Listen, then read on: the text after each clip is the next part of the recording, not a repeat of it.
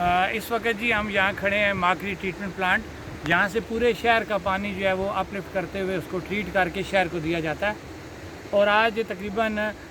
4-5 دن ہو گئے شہر کے اندر جو ہے پانی کی جو ہے وہ قلت پیدا ہو گئی ہے۔ تو یہاں پہ ہمارا آنے کا مقصد یہ تھا کہ ہم لوگوں کو وہ چیز جو ہم اتنے سالوں سے پیٹ رہے تھے دریا بچاؤ کی شکل میں، مظفر آباد بچاؤ دریا بچاؤ جو ہم پیٹ رہے تھے، وہ ہمارا بیسک مقصد یہی تھا کہ یہ دیکھ لیں کہ میری یہ دائیں سائڈ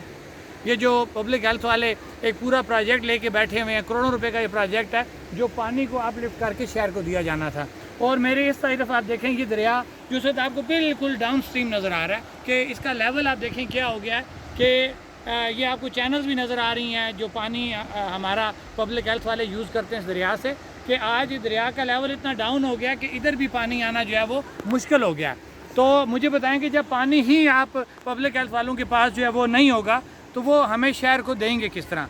یہ نہیں کہ میں ان کا کوئی یہاں پہ اسپوکس مین ہوں، میں بات کر رہا ہوں، آپ کو گراؤنڈ ریئلٹی بتا رہا ہوں کہ حقیقت یہ ہے کہ اس وقت پانی ہی جو ہے ان کے پاس نہیں رہا ہے، یہ اپ لفٹ کیا کریں گے اور شہر کو کیا دیں گے؟ اور سب سے بڑی جو ہماری بے بسی کہہ لیں کہ جس وقت نیلم جیلم پروجیکٹ والوں کا دل آتا ہے وہ پانی کی مقدار زیادہ کر دیتے ہیں، جس وقت دل آتا ہے وہ کم کر دیتے ہیں، جس وجہ سے ہمارا یہاں جو چینل ہے یہ بار بار ڈسٹرب ہو رہا ہے۔ اور میں یہ اپنی عوام سے کہوں گا